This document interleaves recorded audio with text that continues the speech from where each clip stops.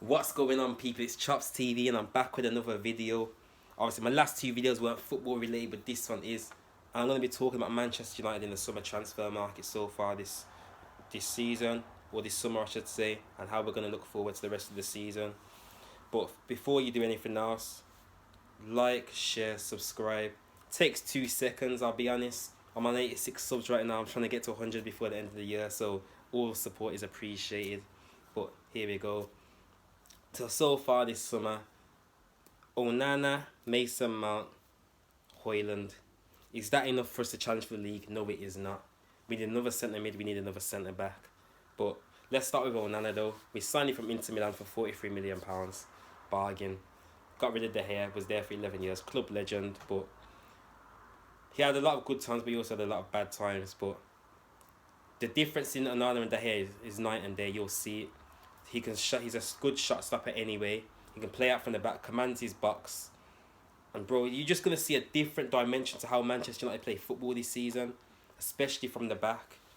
Especially from the back. Onana into Lisandro Martinez, into Mount, into Højlund. I can already sense it. I can already sense it. But it's really, really important that we get that spine sorted. Because as I said, we still need another centre back. West Ham had a bid rejected of £20 million for Harry Maguire. £20 million for the fridge. We don't do fridges that cheap, so you better find some more money from that Declan Rice deal that you've done with Arsenal and offer us 50. Then we'll consider letting him go. I mean, if it was up to me, I'd walk him down to West Ham myself, but I don't run Manchester United. Scott McTominay is another one that could be on his way to West Ham too, if the latest reports are to be believed. And if we get about £40 million from McTominay, that's almost half our budget back that we've already spent, which we can get at least another midfielder and a centre back in, as I've already stated. Mason Mount, for me, Mason Mount's not my cup of tea of player, but one thing you can guarantee Mason Mount, he's going to work hard for the team, and as a fan, I'm going to give him a chance. I don't feel like he's the player that we need, and I feel like we can do better than Mason Mount, but he's here now. You got to suck it up and you got to support him and get behind him. He's wearing the number 7 shirt, so even more reason to get behind him, even though I don't think he deserves it, but it does not matter. Rasmus Højlund. He hasn't officially signed the deal yet, but by the time this video comes out, he would have already signed a deal. And what we're going to get with him, a striker that scored 9 goals in Serie A, that's what people are going to point towards. But if you actually do your research, not a lot of them games he either started or completed the 90 minutes. There's quite a few of them where he was either starting on the bench or he was subbed off. So you at least put that into account when you're running these kind of stats.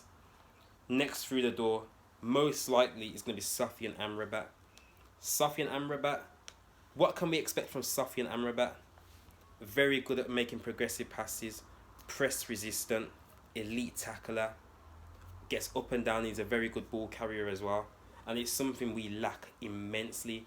The only ball carrier that we had in the team, in fact, you know what, let me stop right there.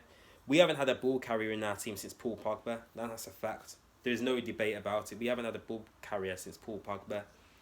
Doesn't matter what you think of Pogba. If you wanted someone to keep hold of that football, that's the guy. Because if you look at our midfield, Casemiro doesn't really keep the ball well. Bruno Fernandes doesn't really keep the ball well. And who else? Mason Mount really doesn't keep the ball well. Neither does Fred. Donny van de Beek's tidy, but he's probably going to go as well. So our options are going to be limited.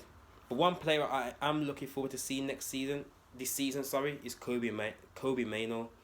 He got injured in pre-season, so he's going to miss the start of the Premier League season. But I feel like he's going to have a very good breakout season. Now, people have asked me where I think Man United will finish as of now. So, as of now, we've signed, as I've said, Højlund, Mason Mount, and Onana.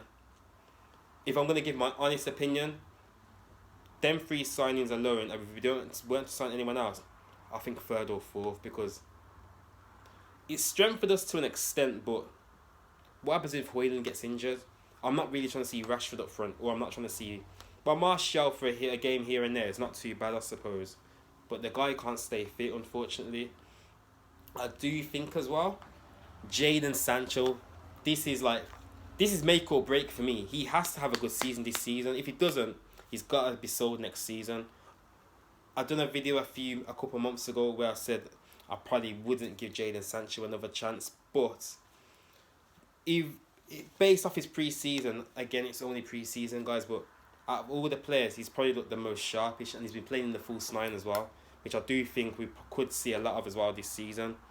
And to be fair, in some games it will work, and some games it won't work. But I feel like in the top 6 away games, if he's going to drop Højlund, Sancho in the false nine might be a shout for ball retention purposes, because Sancho takes care of the ball very well, but the rest of the players around him don't. Like, Anthony doesn't take care of the ball well. Rashford definitely doesn't. Garnacho is still raw. Palestri's okay, but he'll probably be loaned out. Amad Diallo keeps the ball well, but he's injured for the start of the season, so we're not really like got many options. But last thing I'll say, our season expectations. FA Cup, I want us to go as far as we can in that. Carabao Cup, we're the holders, so we need to win it again. Premier League, I already said, I think we'll finish 3rd or 4th as it stands. And the Champions League, quarterfinals max. I don't think we're ready to compete with the big boys in the Champions League, if I'm being honest. I really don't. Playing the big boys at Old Trafford, I ain't got a problem with. That don't scare me at all. It's going away to the big teams in the Champions League where I feel like we'll get pumped.